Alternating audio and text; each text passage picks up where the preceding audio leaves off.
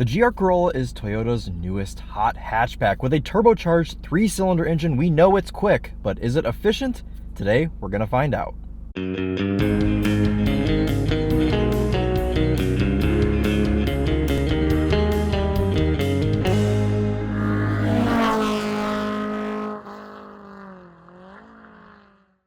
This is Chris here with Daily Motor, and today we've got the real-world highway fuel economy test on the 2023 Toyota GR Corolla. Before we get started, let's hop out and take a look at it.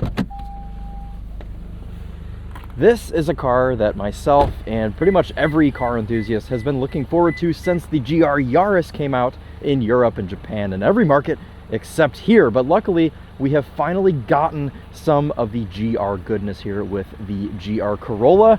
This is powered by a turbocharged 3-cylinder engine. It's all-wheel drive, and it's only available with a 6-speed manual transmission. This one is finished in the core trim, so the lowest trim, but we do have the technology pack, the performance pack, and the cold weather pack. So just about as spec'd out as you can get on the base model trim of the GR Corolla.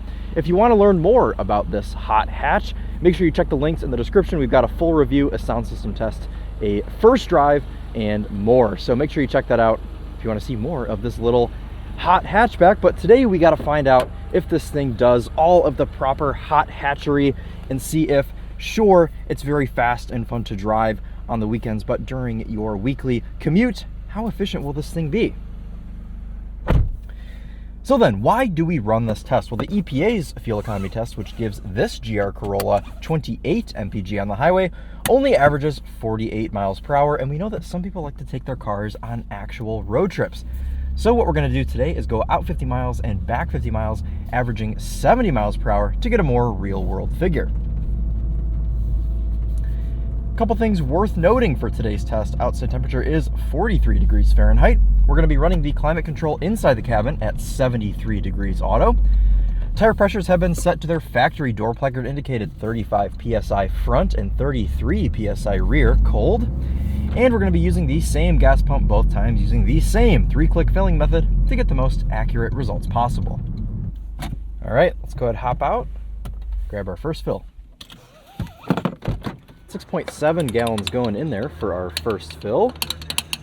Woo. We are very topped up there.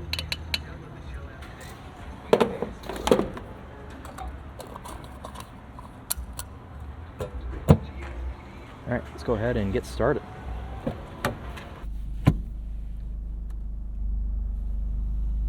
All right, trips have been reset. Climate control is on 73 degrees auto. Everything is running as we need it to.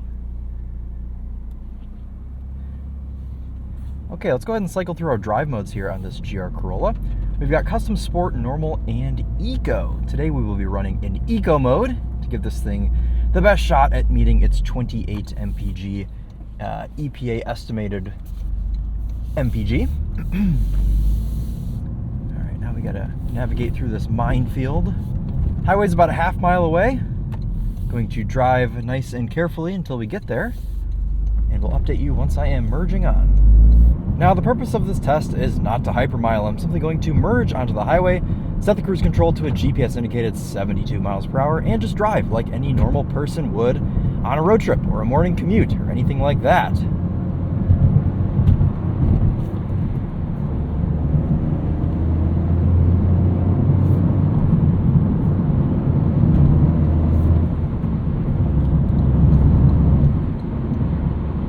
Getting settled in the GR Corolla here on the highway, and under first impressions, actually the first thing I'm noticing is that I've had to set the cruise to 75 miles per hour to match up with the 72 miles per hour on both of my GPSs here. So that's kind of interesting. We're a little bit off. I believe this is a pre-production car, so there could be a couple little differences here and things that just need to be worked out for the actual production cars once these things start rolling off, which I believe they actually already have started production on these GR Corollas. Otherwise, though, under first highway impressions, it's pretty comfy. It's not as harsh as I was expecting it to be. We drove one of these cars in California, and we kind of observed the ride as being quite harsh. Not quite as harsh as like a Focus RS or something like that, but It is a pretty stiff ride, but you can't expect something like this to ride like a Cadillac. It's going to be pretty stiff because at the end of the day, this is still a performance car. But the ride, I think for what it is just about perfect. They've damped this thing pretty well. It's not crashy, which is important. We do have adaptive cruise as well in this GR Corolla. We also have heated seats and a heated steering wheel. All things that would help you in your daily commute if you were to be using the GR Corolla as a daily driver. But I'm going to go ahead and get around all of this traffic, and I will catch up with you all in about 90 miles once I am towards the end of my journey here in the GR Corolla.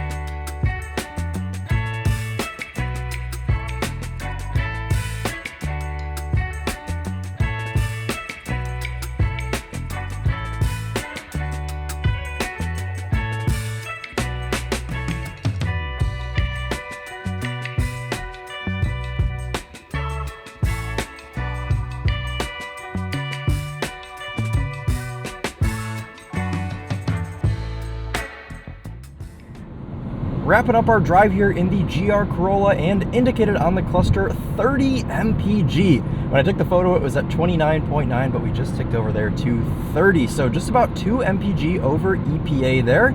And I'm excited to see what this thing will read out once we get to the pump here in just about a mile.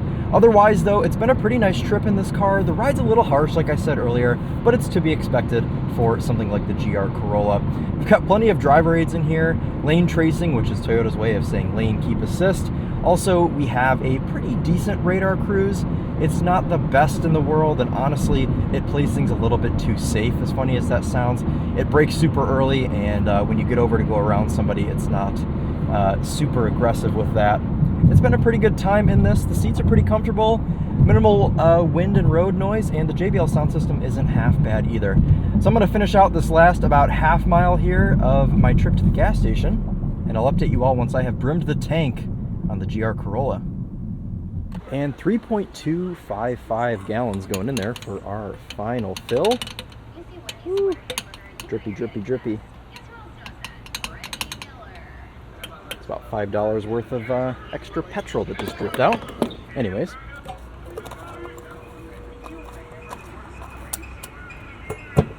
See how we did. Today's journey was 98.25 miles. We'll go ahead and divide that by the 3.255 gallons of premium fuel that we put into this GR Corolla, and that gives us 30.18 MPG. Very consistent with what we were reading out on the cluster right at the end, so happy to award this GR Corolla with 30 MPG, 2 MPG over EPA. Now we'll go ahead and multiply this by the 13.2 gallon fuel tank, and that gives you an effective highway cruising range of 390 miles.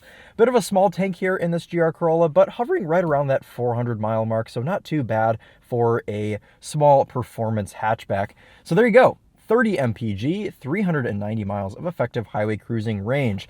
Not too bad for a car in this class. You got to remember, this is an all-wheel drive car. The Hyundai Veloster, Elantra, and Kona N, those are all front-wheel drive. Those all achieved low 30s for MPG. I want to say I got around 33 or 34 with all three of those cars. So pretty happy with the 30 MPG figure here in this GR Corolla. You got to remember also, we should still be on winter blend gasoline, whatever that means. I should look more into that since I do fuel economy tests, but as you can see, we've still got some snow on the ground up there. It is still winter in Michigan, so super happy with how this thing performed. If you want to learn more about the GR Corolla, make sure you check the link in the description. That will take you to all of our other videos on it. But as for the fuel economy test, that'll wrap it up for us today. Thank you all so much for watching. This has been Chris here with Daily Motor, and as always, drive on.